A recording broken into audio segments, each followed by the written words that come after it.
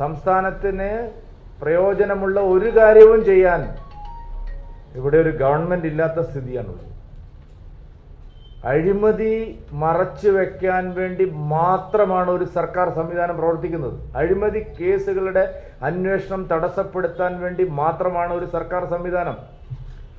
എക്സാലോജിക്കിനെ രക്ഷിക്കാൻ, മകളെ രക്ഷിക്കാൻ മാസപ്പടി കേസിൽ ലക്ഷക്കണക്കിന് രൂപ കൊടുത്ത് കേരള ഹൈക്കോടതിയെ സമീപിച്ചു, KSIDCയെ കൊണ്ട്. പാവപ്പെട്ടവരുടെ നികുതി പണമെടുത്താണ് പിണറായി വിജയൻ ഇത് കാണിക്കുന്നത്.